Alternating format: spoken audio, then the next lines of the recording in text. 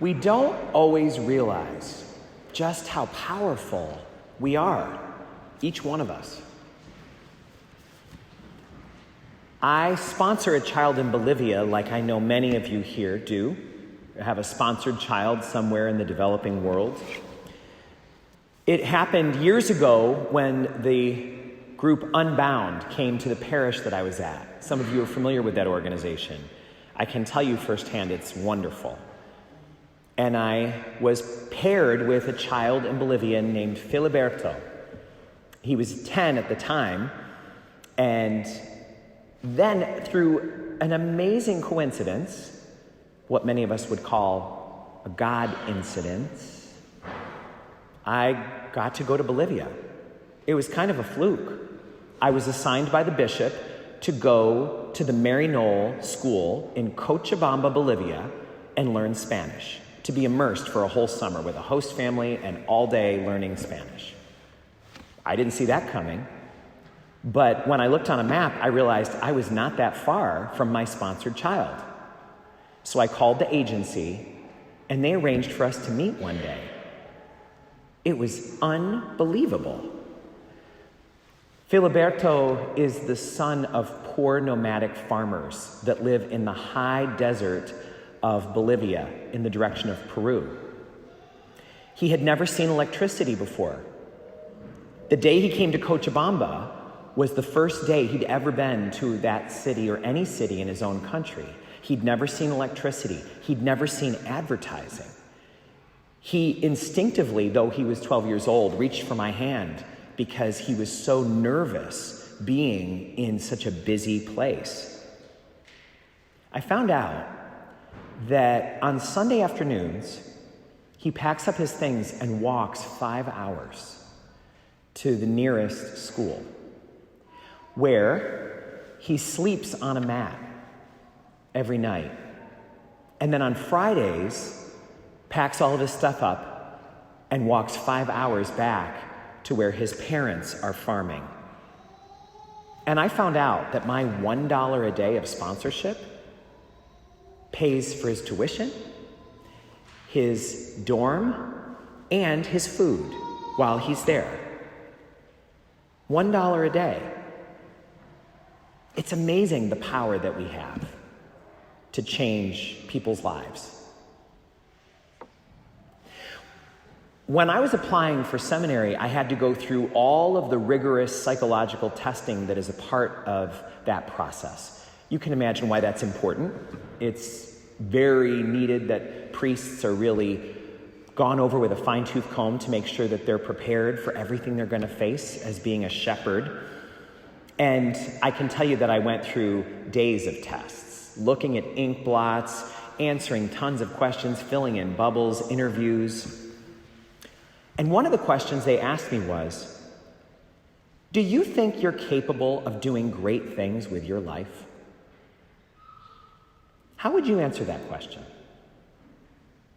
Do you think you're capable of doing great things with your life? I answered, yes, absolutely.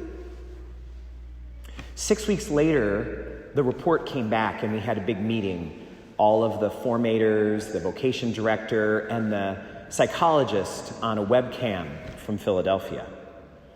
And when the results were passed around, everybody could see that I was crazy. Actually, what it said was really helpful. It was a really in-depth report. So it said, when you get older, you may experience some of this or that. Based on your profile, this kind of thing might make you anxious someday, or that kind of thing might lead to depression. Keep an eye on that. But one of the things the report said is, subject has a slight tendency toward grandiosity. And whenever they would give that information, they would say how they gathered that. And the psychologist said, there was a question about doing great things in your life, and you answered yes. Do you want to say more about that? And I said, I was born healthy and adopted by a loving family and given a college education and faith, and I live in the United States of America. If not me, who? Who? There's a spiritual author who has written about this exact thing. You've maybe heard this quote attributed to many different people because it's just so universal, but it's actually one author who said this. Our deepest fear is not that we're inadequate. No, our deepest fear is that we're powerful beyond measure. It is our light, not our darkness, that most frightens us. You are a child of God. Your playing small does not serve the world. We were born to make manifest the glory of God within us. It's not just in some of us, it's in us all. And as we let our own light shine, we unconsciously give permission to others to do the same. That is what we're hearing about in the gospel today. This incredible moment where Jesus shone forth in his true radiance. And there is a moment here that Peter names, Lord, this is a holy moment we're in. Lord, it is so good that we are here. And that's not a small little detail or an inconsequential fact. That's really important to name when we're in that moment, to say to ourselves and to others, I have goosebumps right now. When we have one of those moments where we know we're in the zone and God is close, we need to name it. Naming it is what helps us recognize in the hard times, I'm not far from God. God has been nearby so many times. So then, after Peter names that this is an amazing moment, we are in the presence of holiness. After that, then he starts to go south. Poor Peter. Because he does what so many of us would do. He starts wanting to make his own plans. Okay, here's what we're going to do. Why don't we go get a commemorative bench and we'll put a plaque on it. And then we could build, you know what we could do? We could put up a little picnic area over here. We could build a gazebo. Then we'll always remember that this happened here. And no one responds to him except God. The Father from heaven speaks through the clouds that are parting and says, hey, Peter, hey, everyone. This is my beloved Son. How about listening to him? So often we think we're the ones that have to have the ideas. How about listen to him for the ideas? And then follow where he leads. This week, we were reading the first section of Matthew Kelly's book, Holy Moments as a Parish.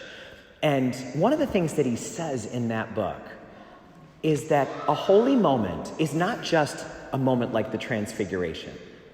It's any moment when we're listening to God and making ourselves completely available to God in that moment. Anytime we set aside our personal preference or our self-interest and say, God, I prayerfully ask you to tell me what to do. Or you know in your heart, this is what God wants me to do, and you do it. That, he says, is a holy moment. It doesn't have to go on forever. It's just one moment. So this week, it might be good for all of us to see if we could name one of those moments from our life. Can you name a time when you knew what God wanted from you? When you knew God is here right now? And maybe you had goosebumps, or maybe you didn't. But you knew this is the right thing. This is what I'm called to do. Some of you are subscribers to my YouTube clips. I'm going to put one on for our Tuesday Tiding this week that's about one of these moments in my life. And maybe it'll encourage you to tell your small group, if you're in one, or tell others about the moments of your life where you knew this is a holy moment. God is here with me. Those moments and sharing them strengthen all of us. So the question remains, do you think you're capable of doing great things with your life? What a shame it would be for any of us to believe the lie that we're not.